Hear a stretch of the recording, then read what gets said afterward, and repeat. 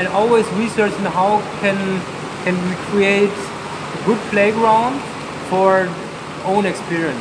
So how can you? The problem is when I'm a teacher and I want to teach you something, this is just my experience. So I fill you up with my experience because you don't have the experience. And the better idea is how can I create a space where you can have a deep experience and you like have your own insight. Like, yeah, I have it. And not like, oh, Benjamin gave it to me. I found it in a place created by Benjamin. He created a safe space or a beautiful space where I could have my own experience. And this is much more deeper and much more sustainable for the student. And this is my research. The whole thing. As a researcher of the human being, and maybe you also can say of the true self. So who are we really? And with all our perceptions first, like how do we think? What are the patterns of thinking and how are we influenced in our thinking? One thing is this is a big world. You can get lost. It's psychology. And next thing is somatic, to understand the body, to understand how body and emotion and thoughts are also connected. So physical sensation, movement, to understand that, you can get lost in that. Yeah.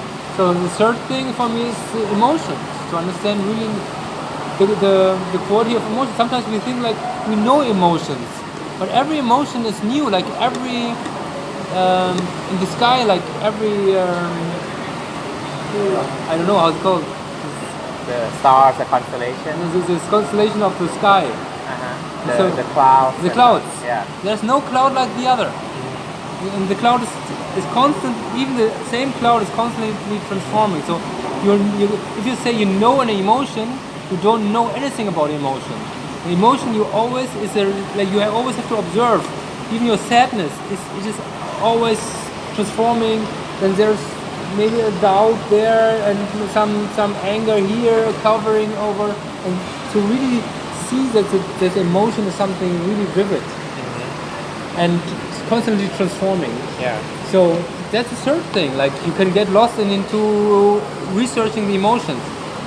And after this, if you understand these three basic perceptions, then you come to deeper experiences, like really like deep inner peace and what people say it's awakening or enlightenment. So these perceptions are just covering for me this.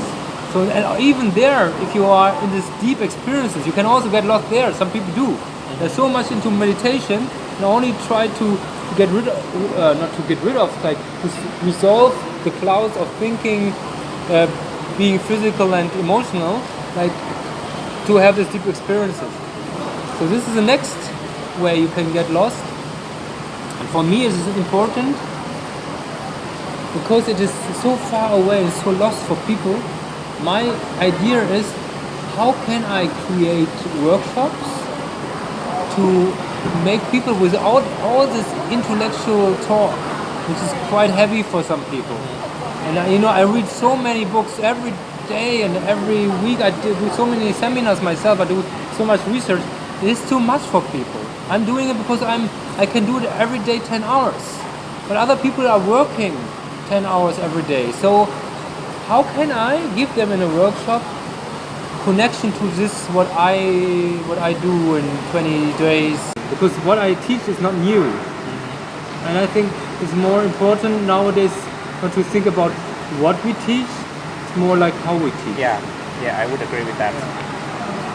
Because the knowledge is not new, so I don't bring new stuff. There's so many new knowledge available nowadays, but how we actually understand them, how do we actually integrate them? It's a question of how, or how to make sense of all of this with the flux of information. I think that's more of an issue for most people. And what we need not only how, also why we teach. Yeah. So what is the intention? And you can really see when a teacher, I don't say his name, but his teaching is really influenced by money making. So I think he's one of the best movement teachers with his his skill set and also his mindset. But I feel his intention is not clean. It's too much about creating a big tribe and controlling a big tribe and feeding his own ego and feeding his money, which does not lead to happiness. And it's also not. It will also exclude people who are not able to pay such amount of money for his workshops. So therefore, I feel his intention is too much influenced by the thinking of that money will make him more happy or make him a better teacher or better human being, whatever. And therefore, also we should really look at the right intention, because even the right technique can be always misused. Yeah. So you know, in science, like in physics, you can use it for like Oppenheimer, doing, how he was troubled for the rest of his life when his work got into politics and becoming a tool for politicians. And therefore scientists have a very deep, create a very deep skill set, but or great techniques. But we really have to be careful what is the intention to use. It's the same with just a simple knife. You can do beautiful sculptures, or you can cook something very nice with it, or you can really kill someone in an ugly way. So knife is very empty. As well, movement practice is empty. So nowadays I see people really misusing ancient techniques, like even breathing techniques, only to get the skill, without the whole philosophical, spiritual work around. Yeah. As well, when we talked about contact improvisation, I mean, this is more harmless, but they're just using it to have physical touch, and maybe very coming close to maybe misusing it as a sexual practice, or as an introduction to it. And this is something what has the power to destroy the beauty of contact improvisation if we bring our sexual intention into this into the contact dance.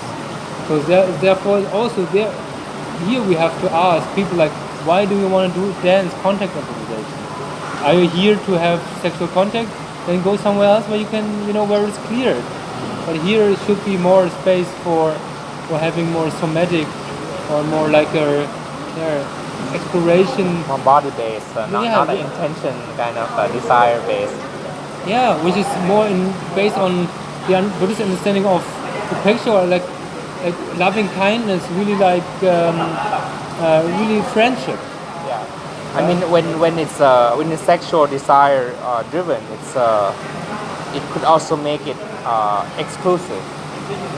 So it's about attraction and exclusion, than accepting, which is being accepting and intolerant and curious about human nature, which is part of the beauty of contact improvisation. I mean, when it appears, and when I'm honest, also when I dance contact, and sometimes it happens, I feel like some sexual attraction.